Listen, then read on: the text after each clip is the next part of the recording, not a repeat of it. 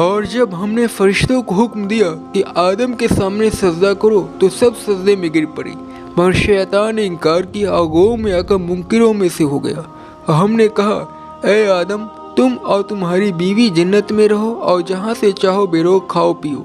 اور اس درخت کے نزدیک مت جانا ورنہ تم ظالموں میں سے ہو جاؤ گے۔ پھر شیطان نے اس درخت کے ذریعے دونوں کو پھسلا دیا اور انہیں اس عیش سے نکلوا دیا جس میں وہ تھے، اور ہم نے کہا، تم سب اترو یہاں سے، تم ایک دوسرے کے دشمن ہوگے، اور تمہارے لیے زمین میں ایک وقت تک ٹھکانہ اور کام چلانا ہے، ایک مدت تک۔ پھر آدم نے اپنے پروردگار سے کچھ کلمات سیکھے اور معافی مانگے تو اس نے ان کا قصور معاف کر دیا۔ بے شک وہ توبہ قبول کرنے والا، رحم کرنے والا ہے۔ ہم نے فرمایا کہ تم سب یہاں سے اتر جاؤ، جب تمہارے پاس میری طرف سے کوئی ہدایت پہنچے تو اس کی پیروی کرنا، کہ جنہوں نے میری ہدایت کی پیروی کی ان کو نہ کوئی ڈر ہوگا اور نہ وہ غمگین ہوں گے، اور جو لوگ انکار کریں گے اور ہماری نشانیوں کو جھٹلائیں گے تو وہی لوگ دوزخ والے ہیں، وہ اس میں ہمیشہ رہیں گے۔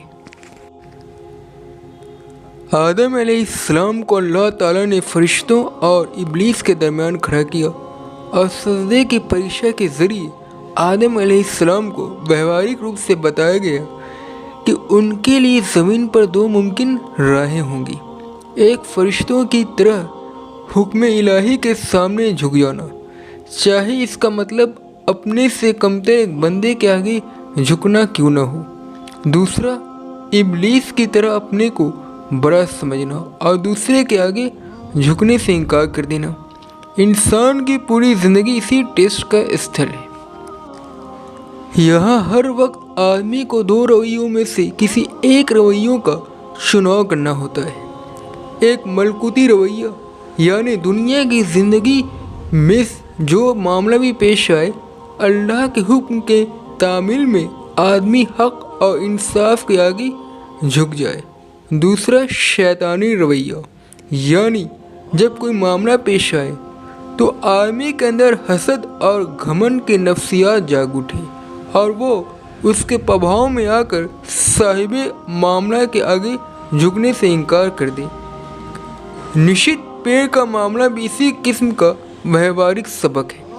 اس سے معلوم ہوتا ہے کہ انسان کے بھٹکنے کی شروعات یہاں سے ہوتا ہے کہ وہ شیطان کے ولگلانے میں آ جائے اور اس حد میں قدم رکھ دے جس میں جانے سے اللہ نے منع کیا ہے۔ منع کیے ہوئے پھل کو کھاتے ہی آدمی اللہ کی مدد،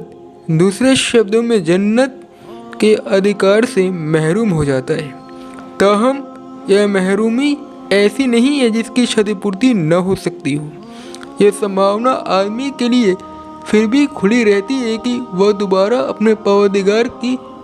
اور لوٹے اور اپنے رویے کو درست کرتے ہوئے اللہ سے معافی کا طلبگار ہو۔ جب بندہ اس طرف پلٹتا ہے تو اللہ بھی اس کی طرف پلٹ آتا ہے اور اسے اس طرح پاک کر دیتا ہے جیسے اس نے گناہ ہی نہ کیا تھا۔ کسی انسانی آبادی میں اللہ کی دعوت کا اٹھنا بھی اسی قسم کا ایک سخت پریکشا ہے۔ حق کا داعی بھی جیسے ایک آدم ہوتا ہے جس کے سامنے لوگوں کا جھک جانا ہے۔ اگر وہ اپنے گھمنڈ اور اپنے تعصب کی وجہ سے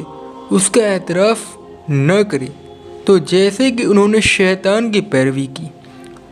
اللہ اس دنیا میں کھلے روپ میں سامنے نہیں آتا،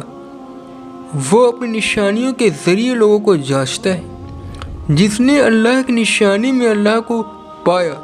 اسی نے اللہ کو پایا، اور جس نے اللہ کی نشانی میں اللہ کو نہیں پایا وہ اللہ سے محروم رہا۔